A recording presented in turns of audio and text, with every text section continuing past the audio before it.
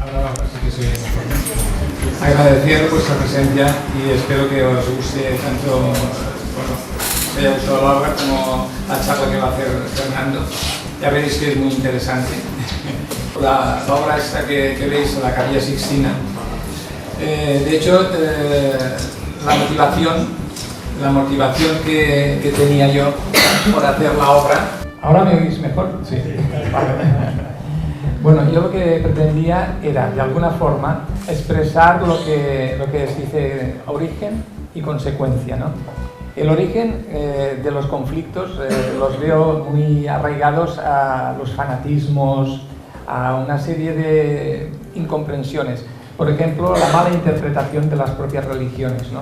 La cuestión es que yo lo que pretendía era colocar dentro de una cosa como tan sagrada como es la Capilla Sixtina todo tipo de religiosos, tanto de todas budistas o yo qué sé, ortodoxos, de alguna forma para hacer como una convivencia, que esa convivencia llegase a fructiferar, ¿no? Un poco de alguna manera, y intentar, o sea, poner un granito de arena para que la gente de alguna forma intentemos de que sirva esto de unión y no de separación como se ve normalmente, ¿no? Y entendernos mejor, yo creo que sería un mundo mejor, ¿no? Bueno, a ver si se consigue algún día.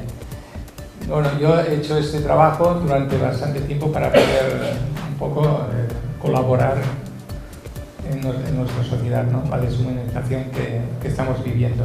Ya lo habéis visto en Barcelona y en otros sitios, ¿no? Entonces yo creo que para evitar esto se tendría que empezar por las escuelas, ¿no?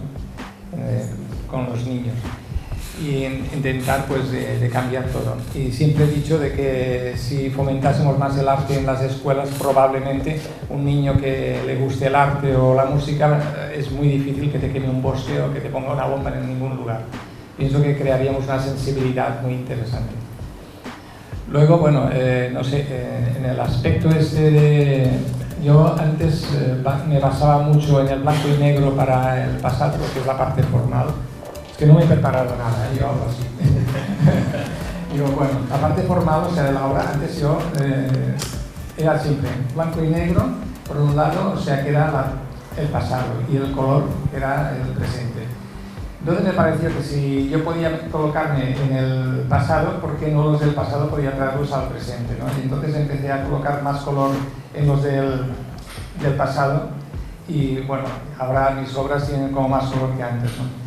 Pero es un poco esto, ¿no? Intentar de generar pues una confluencia de tanto el presente con el pasado, ¿no? Y bueno, después, no sé qué os puedo decir, siempre mi discurso ha sido de las dos velocidades, un poco el que tiene, el que no tiene, el que tiene más glamour, el que no tiene más glamour, y siempre intento que convivan en la misma obra todos los personajes, ¿no? Y bueno, no sé, yo creo que explicará mucho mejor, lo mío es la imagen más que la palabra, y Fernando seguro que explicará mucho mejor toda la obra, y bueno, y os lo paso. Gracias por haber venido y espero que os guste la conferencia. Hasta luego.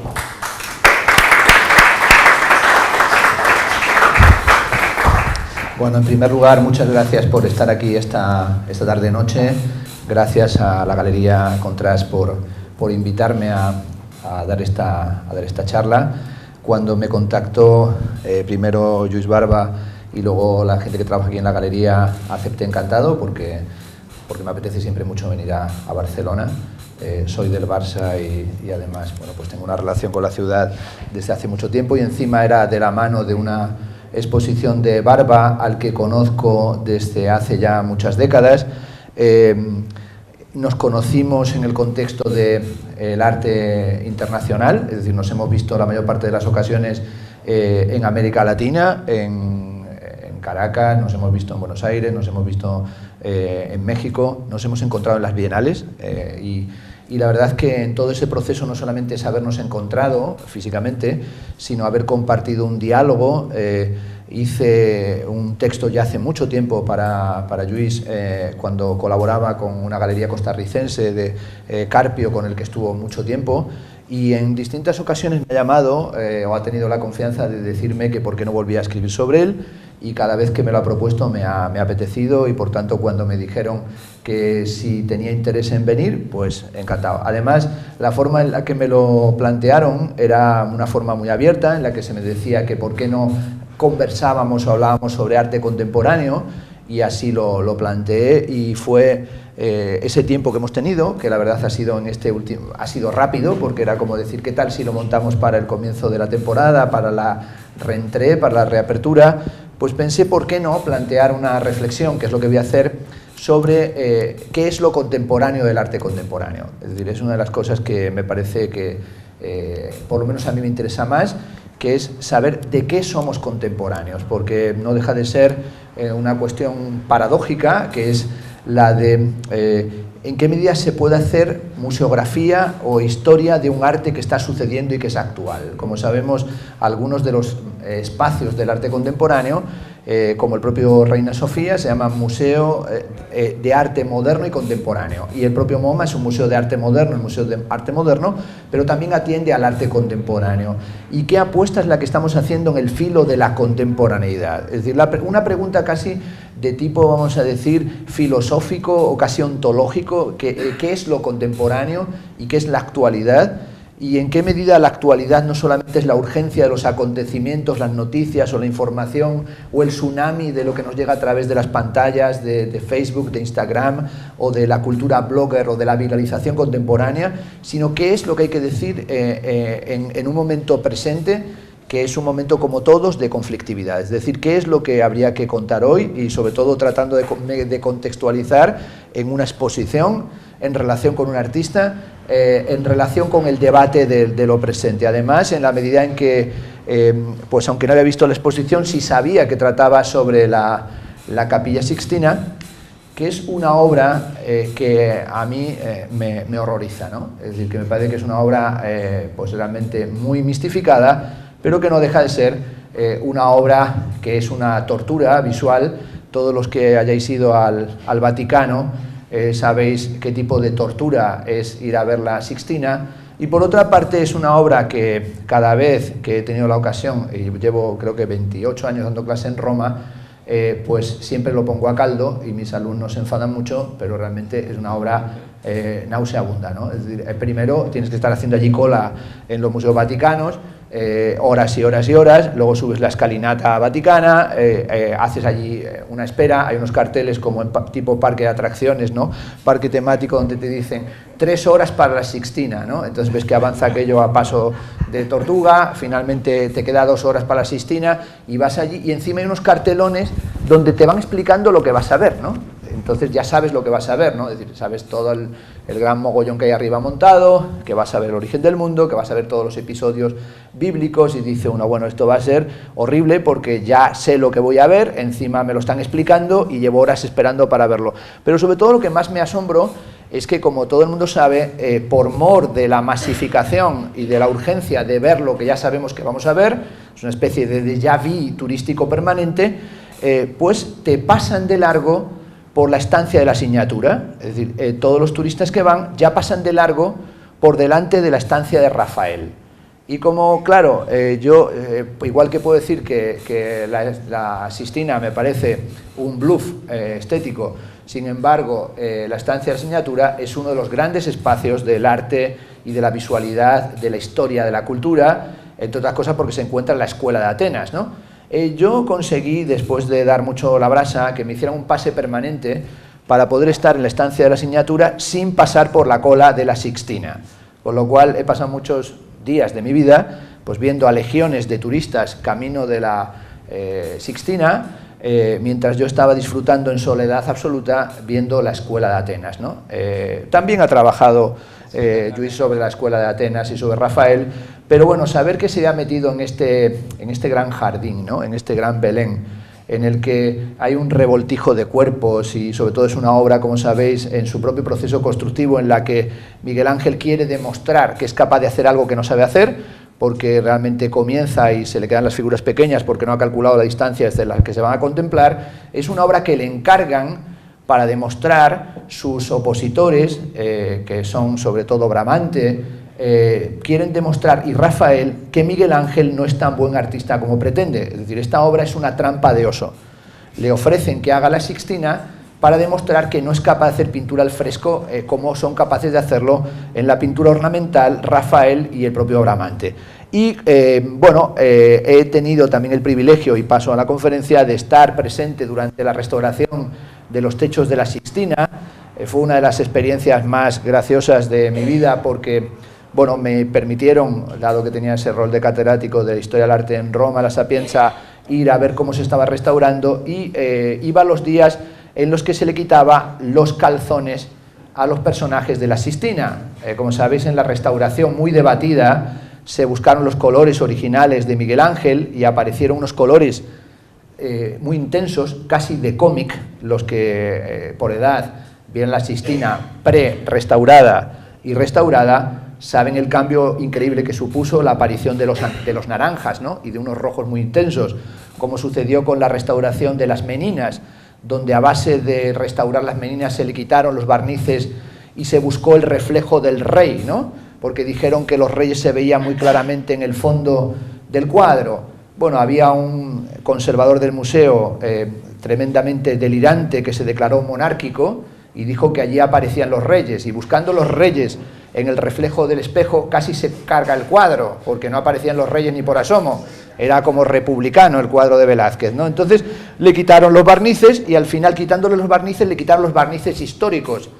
Y fue un momento realmente peligrosísimo para el cuadro, porque casi se cargan un cuadro en la búsqueda de una verdad del cuadro. Bueno, quitando los calzones, que todavía Barba mantiene algunos de los históricos, se le quitaban, y lo hacían a primera de la mañana, a las 7:30 de la mañana, y era algo que esperaban que llegáramos, nos subíamos a los andamios a esa altura, y le quitaban para que se les viera el aparato, ¿no? Entonces, en el momento en el que borraban y aparecían pues el pene y las pelotas, pues había unas risas de carcajada, ¿no? Porque aparecían unos falos diminutos, ¿no? Y la gente, ¡ah, ja, ja, ja, ja! No aparecía nada en el estándar porno Rocco Siffredi, todo eran pequeñas pollas y era una risa total, ¿no?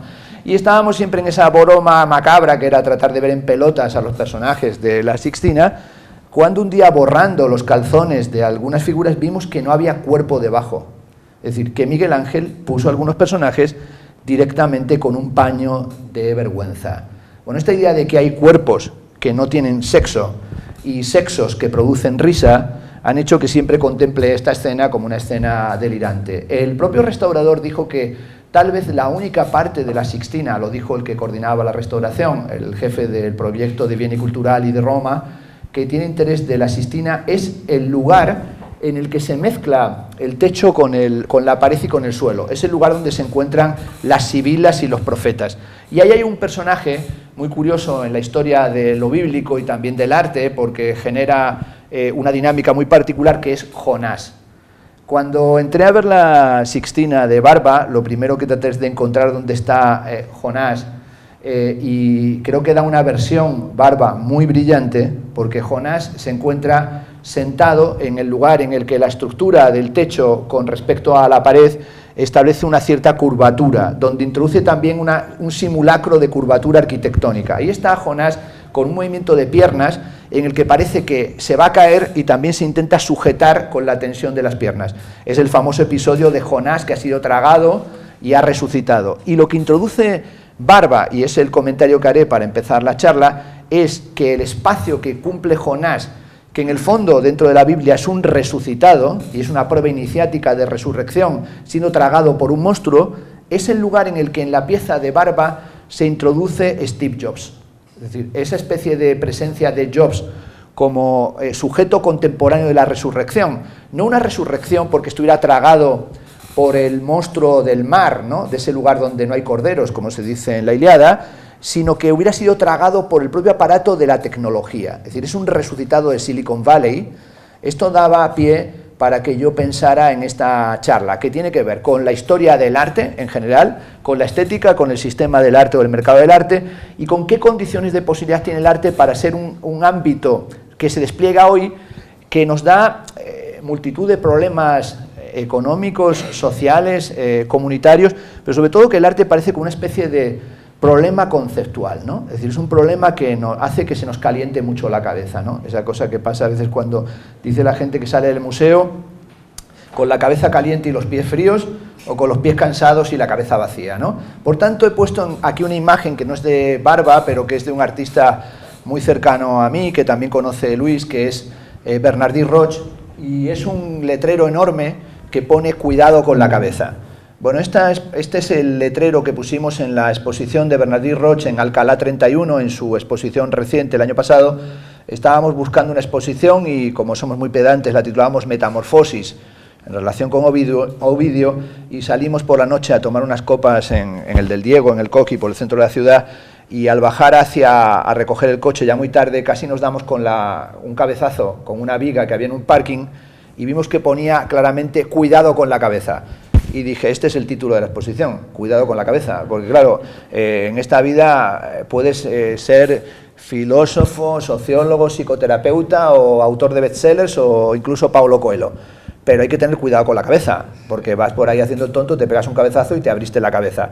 Por tanto, pusimos este cartelón inmenso, "Cuidado con la cabeza", en lo alto de la confluencia de Gran Vía con la calle Alcalá. Y sobre todo lo traigo hoy en relación con una obra de Barba que veo todos los días en mi casa, porque está en la estantería de los CDs y de los DVDs, y debajo está el televisor del cuartito donde veo la televisión, y donde pues estoy todo el día viendo Sálvame, Diario y Deluxe y todo este tipo de cosas, que es lo que hago principalmente. Es decir, yo me dedico a estar escribiendo todas estas cosas de arte contemporáneo mientras el mundo no para, es decir, mientras hay una especie de rollo continuo en el que pues Mila Jiménez se enfada porque la Campanario ha llamado y ha cantado una canción de Heidi. O sea, realmente hay momentos en los que estás en tu casa y te dicen, no, es que me llamó la Campa y cantó una canción de Heidi. O sea, no te interesa mucho, pero es interesante en general porque te aparta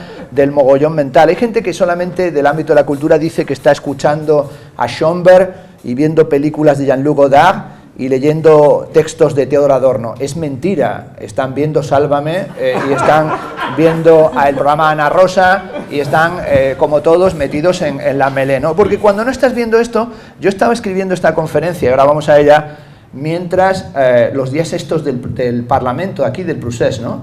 Que hay que reconocer que es una de las grandes piezas de videoarte de los últimos tiempos, porque no deja de ser como un poco el camarote de los hermanos Marx, ¿no? Entraban, salían, receso, recusación de la recusación, entonces se sentaban. Si tenías el volumen quitado era impresionante, porque los veías entrar y salir, ¿no? O sea, no, me perdonaréis que yo no lo estaba escuchando, o sea, no, es como un paripé. Entonces, y me gustaba mucho la aparición de Iseta, porque a veces volvía y ya se estaban marchando otra vez, ¿no? Era como, había ido a comer un croissant o un bocadillo de jamón, lo que fuera, hacer. Entonces le pillaba el toro, entonces se marchaban antes de empezar. Y dije, bueno, esto es un bucle mental, una especie de bucle psicopatológico en el que estamos continuamente, que es esta especie de cabeza de esta pieza que se llama Códigos, ¿no? Y esta pieza de los códigos me la regaló hace muchos años Barba, y la tengo ahí puesta porque en el fondo nos recuerda el grado de parametrización y de control mental, o de lo que llamaré en la conferencia neurototalitarismo. Es decir, esa especie de momento en el que tú te ves absolutamente sometido a discursos y a circunstancias que te son totalmente ajenas. Si uno dice, como digo yo ahora, todos los hombres tienden por naturaleza al saber y la mímesis y la curiosidad es el origen del conocimiento, pocos, salvo que estén aficionados desde hace años a la filosofía, sabrán que es el comienzo de la metafísica de Aristóteles. Si digo, Andreita, cómete el pollo, todo el mundo sabe quién lo dijo, ¿verdad? Belén Esteban. Es decir, esta cosa de que en la cabeza no esté lo más trascendental, sino lo más aberrante, es parte de ese código de barras que convierte nuestras propias mentes en una mercancía, que es una mercancía caducada, es decir, una mercancía que no produce ningún tipo de pensamiento, que no produce ningún tipo de masa crítica. Por tanto, el comienzo de mi charla de hoy es un poco una reflexión sobre qué es lo que tenemos en la cabeza y por qué tenemos que tener cuidado con la cabeza y por qué toda la obra de Barba tiene que ver con este código de barras que él introduce en nuestras cabezas, una especie de tatuaje que tiene que ver con la intercambiabilidad absoluta de todas las mercancías, con la forma en la que está todo perfectamente paletizado y está todo perfectamente almacenado y está sometido a un espacio permanente de control. Mientras estaba preparando la charla, terminaba de leer un libro del teórico italiano Franco Bifo Berardi que se titula Fenomenología del fin. En este libro Franco Bifo Berardi habla de cómo el arte, dice, puede ser considerado como una especie de indicador o de antena de detección de los cambios que ocurren en la esfera invisible de la sensibilidad humana. Bueno, en realidad lo que Franco Bifo Berardi aquí nos dice es que el arte es un sismograma, es decir, el arte funciona como un sistema de detección de problemas que no están formalizados en la manera sociológica, ni filosófica, ni completamente teorética, sino que los artistas tienen esa capacidad para apuntar regiones que no están totalmente discursivizadas o sometidas a la conceptualización, pero que nos funciona, digamos, como un laboratorio experimental, un laboratorio que nos permite comprender qué está pasando en nuestro mundo. En este sentido, la obra de Barba es una reflexión sobre el presente, es una sedimentación de sus obsesiones, pero también es una reflexión en esa clave en la que habla Franco Bifo Berardi de la capacidad de detección de los problemas de nuestro tiempo. Y lo hace, yo creo que de una forma tremendamente crítica, que va más allá de una lectura superficial de su obra, o de la idea de que su obra estuviera únicamente presente como una especie de espejo de lo que pasa, tratando de introducir en la obra de arte una dimensión de reflexión histórica. Como sabemos, una de las cosas fundamentales de la constitución de la contemporaneidad fue la crítica de la historia, o el intento de convencernos de que no haya posibilidad de crear ningún marco histórico de comprensión. Como sabéis, en el año 1989, el teórico Francis Fukuyama lanzó primero un artículo que luego lo convirtió en un libro que fue bestseller. No lo fue en España, pero lo fue internacionalmente. El libro se llama, ¿verdad?, El fin de la historia y el último hombre, y este libro de Francis Fukuyama se convirtió en un gran diagnóstico. Lo publicó un poco antes de la caída del muro de Berlín.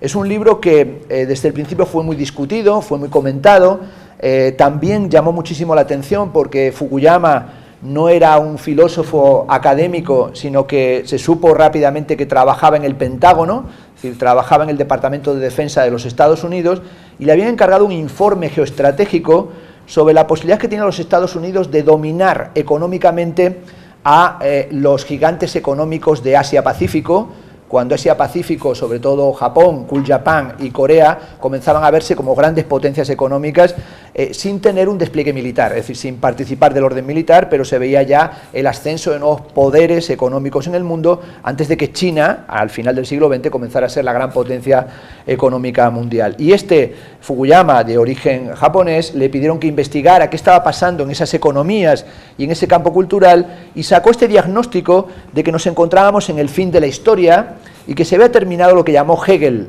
perdón por ser tan pedante, pero hay que citarle, en la fenomenología del espíritu, llama la lucha por el reconocimiento. Es decir, nos encontramos en un momento en el que la dialéctica del amo y del esclavo, la lucha por el reconocimiento, la constitución histórica desaparecerán y tendremos, decía Fukuyama, un único espacio en el mundo que será posideológico. Es decir, no habrá ya ideologías, habrá únicamente un neoliberalismo sin orillas, y en este sentido el libro de Fukuyama es una anticipación de la ideología de la globalización. Bueno, esta teoría del fin de la historia era una teoría netamente posmoderna, era una teoría de la neutralización del conflicto, y esa teoría nos permitió cruzar hasta el siglo XXI como si viviéramos ya en una especie de democratización imperial y acabaríamos con todo tipo de tensiones. Evidentemente el atentado del World Trade Center nos llamó la atención sobre el fenómeno que apuntaba ahora Lluís en su speech inicial, que era que no había desaparecido el conflicto, sino que reaparecía algo que parecía anacrónico, que era el vector religioso de los conflictos políticos contemporáneos. Es decir, el momento en el que pensábamos que la Ilustración,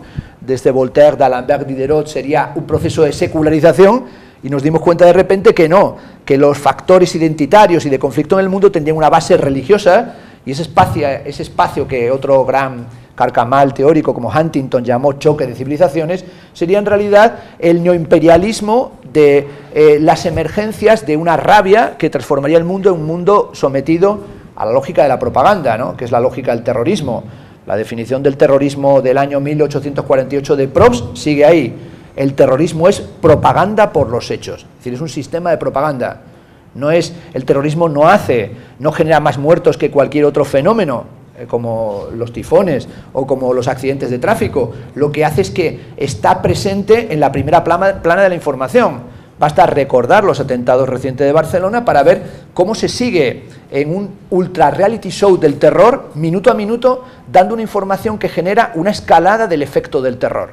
Es decir, este es el impacto que genera evidentemente el terrorismo. Y como digo, esta idea de que desaparecía la historia llevó a pensar que no solamente desaparecía la historia como historia política o lucha del reconocimiento colectivo y subjetivo, sino que desaparecía la historia en todos los planos. Era la época de la posmodernidad, el neoconceptual, el transconceptual, el posminimalismo, y hay una especie de discurso de las postrimerías en el que todo ha terminado y nos encontramos únicamente en el entierro permanente, ¿no? Decía Foster que tal vez este entierro del siglo XX es por el cadáver equivocado. A mí siempre me gusta citar el Don Juan, cuando después de haber tantos muertos dice: los muertos que usted mata gozan de muy buena salud.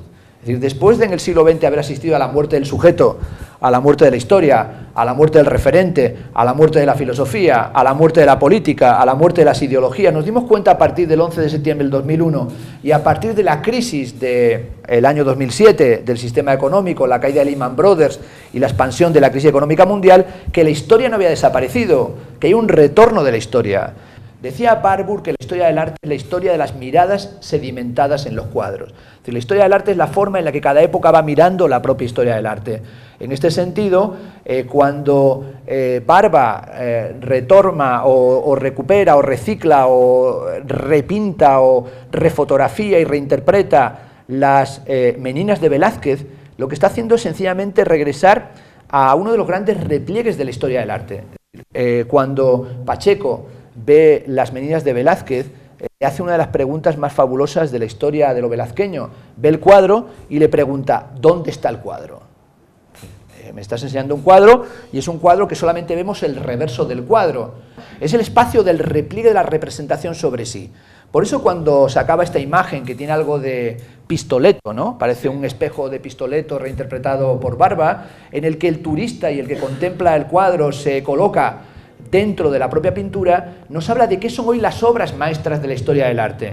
Cuando se amplió el Museo del Prado, en la ampliación absolutamente bodriosa de Rafael Moneo, y se reinstalaron las colecciones, me pidieron que tomara la responsabilidad de cómo se presentaban las obras de Velázquez, y bueno, tuve ahí un rango como de director en funciones, ¿no?, del museo. Y entonces, claro, mi único afán era presentar las Meninas como se presentaba la primera vez que yo lo vi. Esto es puramente un homenaje a mi padre. Entonces decidí que las quería ver como se presentaban en época. No sé si alguien por edad lo vio. Las Meninas se presentaban en una sala con un espejo enorme que reduplicaba el espacio. Es decir, las Meninas se presentaban con un espejo que cuando entrabas en la sala veías el cuadro y veías el cuadro reflejado en un gran espejo, con lo cual te veías tú dentro de las Meninas. Es decir, verías prácticamente un cuadro semejante a la pieza que estamos viendo aquí de Barba. Por lo tanto, le dije que había que poner las Meninas como estaban, en un cuadro con ese gran espejo, para que tú pudieras entrar. Y el que estaba haciendo la reforma, que era el artista Gustavo Torner, me dijo: bueno, esta es una teoría fabulosa. Él había ido muchas veces a ver así las Meninas porque es más mayor que yo.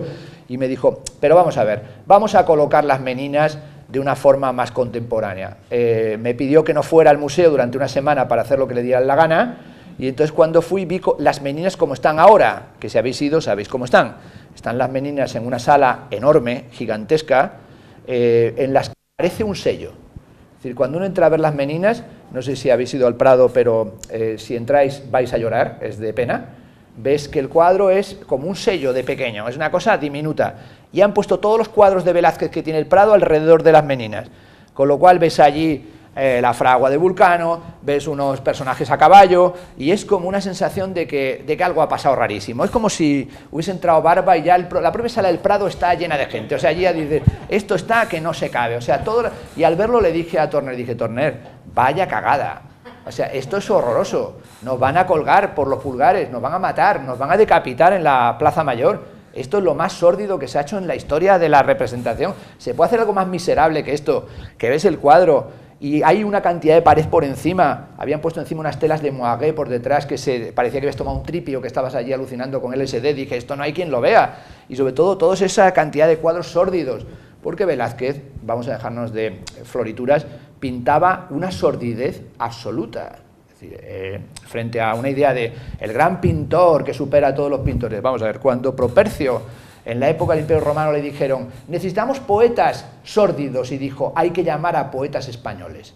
En el nivel de la sordidez, nada supera la historia de la poesía española, y en el nivel de la pintura, es lo más sórdido de la historia de la pintura. Se presentó hace años una exposición que era mito, historia a través de la historia del arte. Por ejemplo, los mitos como el origen del vino. Y pusieron, esto fue una exposición que hizo Finaldi, que dirige actualmente la National Gallery, puso el cuadro de Poussin de Dionisos y el origen del vino. Y puso al lado el de Velázquez, recordadlo. El cuadro de Poussin, que está en el Louvre, salen todos a la griega, y es todo el mito absolutamente, perfectamente construido. El cuadro del origen del vino, del Dionisos de Velázquez, se llama Los borrachos. Las borrachas, es decir, uno Dionisos, todo el origen, verdad, mitológico, otros son los borrachos. Y vemos ahí un tipo como que ha salido del carnaval de Tenerife, ¿no? El propio Baco, así gordo, y al lado unos personajes, ir a ver el cuadro, o recordarlo visualmente, o entrar en internet, con una cara de palurdos impresionantes, ¿no? Con unas jarras de vinos así como diciendo, el vino es Don Simón. O sea, es claramente Tetrabric, es decir, no están tomando Vega Sicilia, es un vino de Tetrabric, y están ahí como diciendo, joder, vino como... O sea, no es el vino, el néctar, ¿no?, dionisiaco, no, es un vinazo que se están tomando. Pensad en el cuadro de los huevos fritos, horroroso. Pensad en los filósofos, que son unos tipos ahí con unos trajes pardos, como llenos de arena, con unos legajos, parecen unos homeless en vez de unos filósofos. Toda la pintura de Velázquez transmite una sensación de sordidez, como que los han echado por el barro. Es algo tan sórdido como Juego de Tronos, ¿no? Es una cosa muy dura de pelar. Entonces, claro, estaba viendo el cuadro y dije, joder, esto es la única forma de verlo bien, es este cuadro que parece de otro, porque las meninas parece que lo ha pintado otro y no Velázquez, solo. Y me dijo, no, mira, esto los pedantes como tú y los eruditos queréis que vaya solo, con un espejo, pero esto tiene que ir así, aunque esté fatal, aunque sea un puto desastre, me dijo este. Y le dije, pero bueno, pero esto no hay quien lo aguante. Y me dijo, tú piensas en la estética, yo necesito meter los 400 japoneses.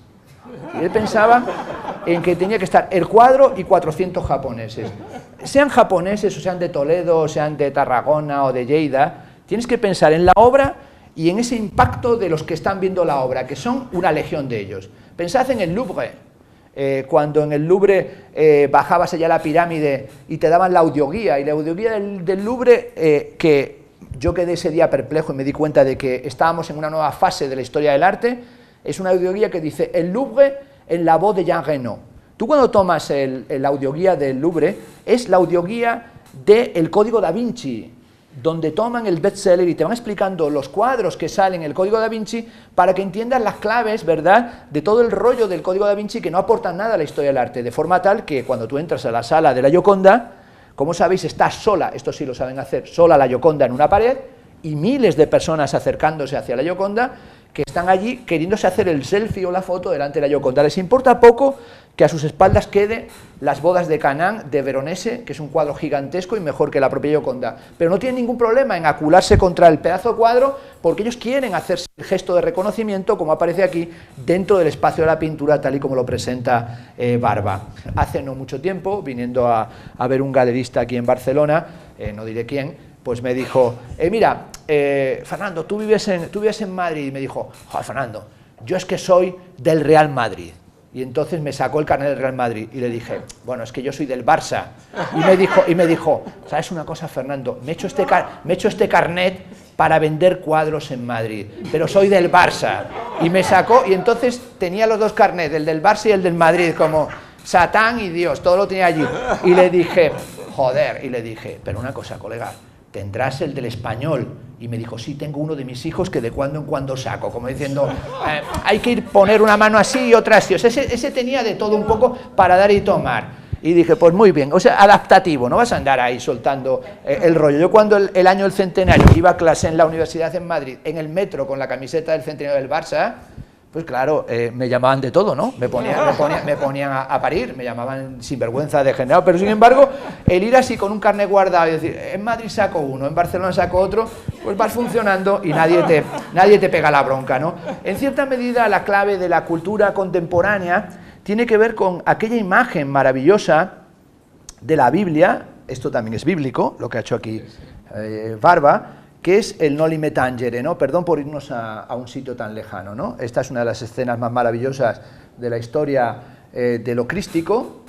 Ha muerto Cristo, ha sido enterrado, ha cundido la incertidumbre, ha cundido el desasosiego, los propios apóstoles se han vuelto depresivos, no tienen ninguna confianza en que fuera otra cosa que alguien que anuncia la llegada de aquel que es el encarnado pero aún no está por llegar y todavía no está el tiempo de la resurrección, y solamente María Magdalena confía y acude al sepulcro y ve que el sepulcro ha sido profanado o aparentemente profanado y un jardinero está arreglando el entorno del sepulcro de Cristo, y entonces ella no se da cuenta que el jardinero no es otro que Jesucristo resucitado. Y ella intenta tocarle, y en ese momento se produce ese gesto del Noli Me Tangere, nada me toca. Es decir, el cuerpo trascendental, como cuerpo resucitado, es un cuerpo intangible, es un cuerpo que no puede ser tocado. Esto está pintado a través de la historia del arte cientos de veces. Es decir, se podría hacer todo un curso de doctorado, un año entero dedicado a hablar de la fascinación de el nada me toca.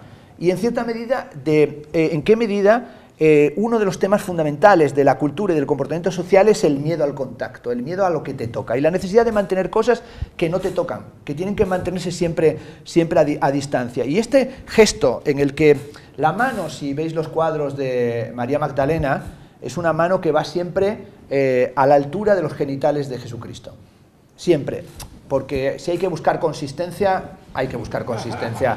Es que he resucitado, pero vamos a ver, ¿eres tú o no eres tú? Es decir, ha pasado aquí algo. Y esta especie de gesto de intentar tocar, y él esquivando, que es una escena como de danza, una escena sinuosa, es una de las escenas más alucinantes. Y siempre con la presencia del árbol como que aparece en medio de los dos, como creando una fractura entre el espacio de la ciudad y el espacio del río, del mar, que nos habla del leteo y que nos habla del paso de la muerte y de la laguna Estigia de Patinir, y nos habla también del espacio del Jardín de las Delicias y de la evocación de la posibilidad de una escatología o de una resurrección.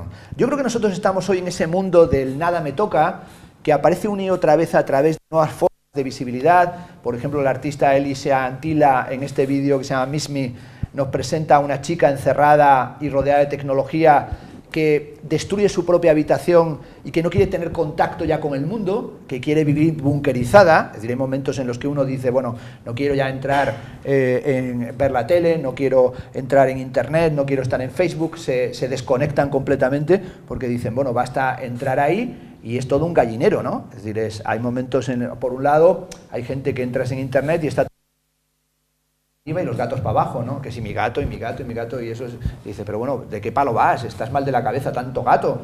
Pero otros que solamente van anunciando desastres, ¿no? Esta cosa increíble que de repente ves que aparece alguien que anuncia un acontecimiento, ha fallecido mi madre, y le dan 40 likes, ¿no? Le dan likes. Y dice, pero bueno, ¿cómo que le dan likes? No sé, el pésame por like, ¿no? El pésame en Facebook. A mí en una ocasión que comprobé que todo era un delirio, se me llevaba el teléfono móvil así en la mano y sin darme cuenta le di accidentalmente y salió la punta automático, se colgó en Facebook. Oye, le dieron likes por un tubo y tuve que explicar que no lo he colgado, que se ha colgado solo. O sea, es una cosa... Vale, es que estaba dándole al like, ¿no? Hay quien se levanta y taca, da likes. Y como es gratis, ¿no? Claro. Porque si solamente tuvieras, como en las cámaras de fotos antiguas, 12 fotos, 32 o las que daba el carrete, pues había que ir contando las balas. Pero es que la gente sale con metralletas que tienen balas por un tubo y dice, bueno, yo por la mañana pego 400 likes y ahí queda. Es el buen rollismo de quedar bien con todo Cristo, pero en realidad nadie va y dice, ¿sabes? Sois todos unos majaderos, como no aportáis nada. Esa sensación de que no se aporta nada o que hay que estar en Noli Me Tangere, nada me toca, Noli Me Frangere, nada me fractura, nada me trastorna, es también propia de este momento en el que estamos hablando continuamente del nomadismo cultural. De hecho, decía que conocía a Lluís Barba en el tránsito cultural, en los viajes culturales. Y se habla mucho nomadismo cultural que oculta que toda esta ideología posmoderna del nomadismo era tremendamente cínica. En todo esto de los síndromes, porque nuestra época es una época medicalizada, evidentemente, y necesitada de toda esta farmacopea contemporánea que tiene que neutralizar el pensamiento crítico, es la base de la trastornización de la sociedad. Ahora no hay nadie que no esté diagnosticado. Es decir, yo llevo dando clase 30 años y los últimos te mandan un informe de las patologías de los alumnos y están todos patologizados, todos tienen algo y todos son hiperactivos y tienen el trastorno de atención múltiple. Antes se llamaban vagos, este era un vago, y el trastorno de personalidad era un enreda, o sea, lo que antes, mi hijo es un enreda o es un vago, o no se hace camino con él, tienen múltiples trastornos, le dan pastillas y desde pequeños empastillados, y esta es la situación actual. Yo me compro cada vez que sale el manual de psiquiatría americana, solo por saber que el grado de diagnósticos, por ejemplo, bipolar, que es el diagnóstico más de moda, o sea, si uno no es bipolar, pues es que no funciona, es decir, hay que ser, y luego ahora se llama estrictamente bipolar, entonces claro, tienes que, pero bipolar, joder, Mila Jiménez es ultra bipolar, o sea, la peña, pero sencillamente es que te cogiste un cabreo, no es bipolar, pero si uno va y ve el manual de psiquiatría americana de hace 20 años, no existía la patología, no existía la tipología, el síndrome de estrés postraumático, pues que te vino un bajonazo, no, hay que verlo ya como algo de, no, a este hay que darle también medicina. Si se aplicara electroshocks a todo el mundo, no habría tanta farmacología. En el psiquiátrico de La Habana, Fidel Castro, que es pariente mío, o sea, que es tío segundo mío, pues Fidel Castro me llamó mucho la atención porque me llevó con Cabrera Infante a conocer el psiquiátrico de La Habana y vi que tenían un emblema que era un yunque con 2 huevos de gallina y le dije, Fidel, y esto es muy chulo, y me dijo, sí, mandé yo dibujarlo. Dije, ah, sí, dice, sí, porque cuando la gente se declaraba incapaz para el servicio militar o no quería ir a la zafra a cortar caña de azúcar se sentían mal, depresivos o locos, le decía, vale, la prueba de la locura es pon los huevos en el yunque y date con un martillo en las pelotas. Si se daban con el martillo, al psiquiátrico, tira para adentro. Si les daba miedo, al servicio militar y a cortar caña. Si hoy en día se utilizara un yunque para decir, vale, yo es que estoy mal, no, date ahí, clac. No digo que mejoraran, pero también evitaríamos que procrearan, porque también es bueno evitar que se procree, ¿no? Entonces hoy en la sintomatología es síndrome de Diógenes, que es otro síndrome de la cabeza, ¿no? Entonces, claro, curioso que se hable de síndrome de Diógenes, cuando, como sabemos, la gente que acumula basura en su casa, ¿no? ¿Cómo va a haber un síndrome de Diógenes si Diógenes no tenía ni casa? Vivía en la calle, en un tonel, era famoso porque no tenía casa. Hay un síndrome del nomadismo que se llama síndrome de Ulises, porque Ulises tenía un síndrome que era que no quería dejar de viajar. Vamos a ver.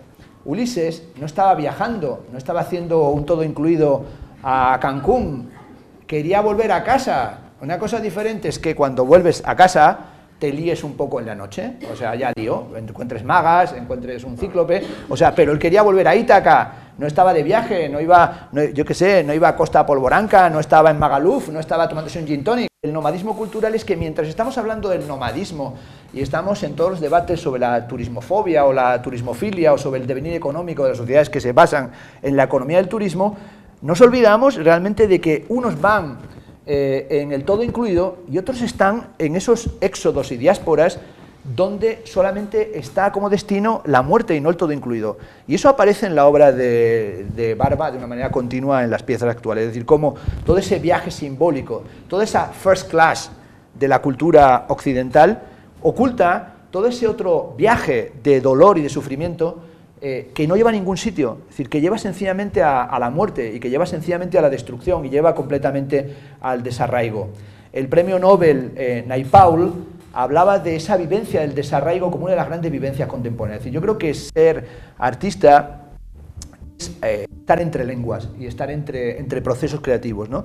Y sobre todo estar más allá de la división de géneros. En el caso de Barba es un pintor, porque es claramente un pintor, es un pintor que no utiliza los recursos habituales de la pintura, es al mismo tiempo un fotógrafo, pero no es alguien que esté metido en la lógica de la fotografía, es al mismo tiempo un hermeneuta de la historia del arte, es al mismo tiempo alguien que reflexiona sobre la condición del presente, que reflexiona sobre la tecnología, y en este sentido es alguien que está viviendo el desarraigo de que para los ortodoxos del concepto de pintura pues no aporta nada, y para los que van de fotógrafos tampoco aporta nada en ese terreno.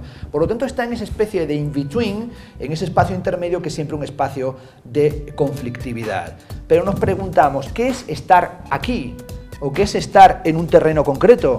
Estar aquí es en realidad algo que hoy resulta muy difícil decirlo, es decir, estar en un lugar que digas es que es un lugar único, que tiene un simbolismo cerrado. Estamos en realidad viviendo continuamente en espacios tremendamente ambiguos, fronterizos, en los que no hay ninguna certidumbre sobre lo que ya está ocurriendo, pero también estamos en una especie de lógica, de un deseo de encontrar lo desconocido, o de tratar de reencontrar un espacio en el que sucediera algo que no estuviera previsto y previamente codificado, y la lógica del encierro contemporáneo, porque se dice que estamos en tiempos de nomadismo. Y la sociedad quiere etiquetarte siempre. Claro, y en realidad estamos en una época de bunkerización.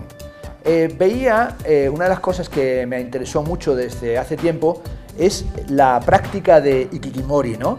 Estos jóvenes asiáticos, empezó en Japón esa tendencia en la que se encierran en su cuarto, en su habitación, con un montón de pantallas de ordenador y no salen de su cuarto ya.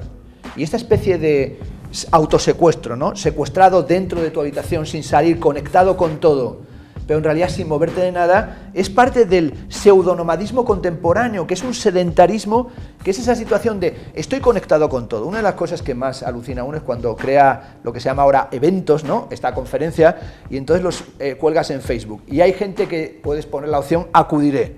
A mí siempre me asombra, porque hay gente que vive en Kentucky, y son amigos tuyos, y te dicen acudiré.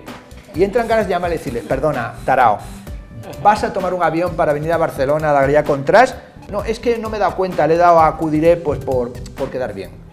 Pues, sí, o acudes o no acudes, es decir, porque en realidad es esa cuestión que dice, todo lo basamos en, ya lo colgaremos, ya habrá un streaming, ya lo seguiremos por Facebook, ya haremos una conexión en directo. Que no, que lo único que tiene sentido es también recobrar la experiencia de la presencia.